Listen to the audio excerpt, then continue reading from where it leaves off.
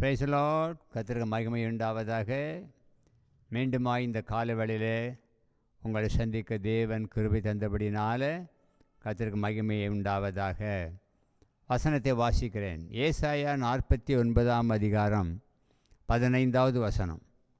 ஸ்திரீயானவள் தன் கர்ப்பத்தின் பிள்ளைக்கு இறங்காமல் தன் பாலகனை மறப்பாளோ?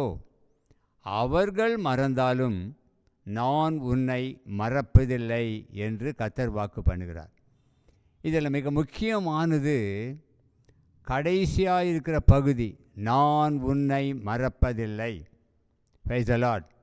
நேற்றைக்கு சொன்ன உதாரணத்தை இன்றைக்கும் சொல்லுகிறேன்.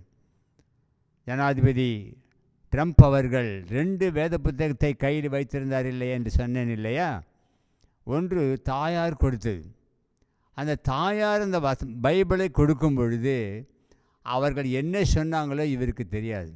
ஆனால் அவர் என்ன நம்புகிறார் என்று சொன்னால், தாய் ஒரு வேளை என்னை மறந்தாலும் ஆண்டவர் ஒரு நாளும் என்னை மறக்க மாட்டார் என்ற நிலைமைக்கு எடுத்துக்காட்டாகத்தான் இந்த வேத புத்தகத்தை தாய் கொடுத்தார்களே. தாயை மறக்கக்கூடாது என்ற எண்ணம் இந்த ஜனாதிபதிக்கு இருந்திருக்கும். ஆகவே எதற்காக இந்த வேத புத்தகத்தை கொடுத்தாங்க?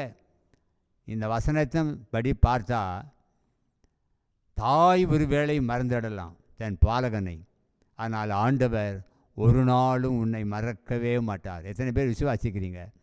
நிச்சயமாக அதற்காகத்தான் அந்த வேத புத்தகத்தை கையிலேயே கொண்டு வந்து பதவி ஏற்றுக்கொண்டதை நாடே அறியும்.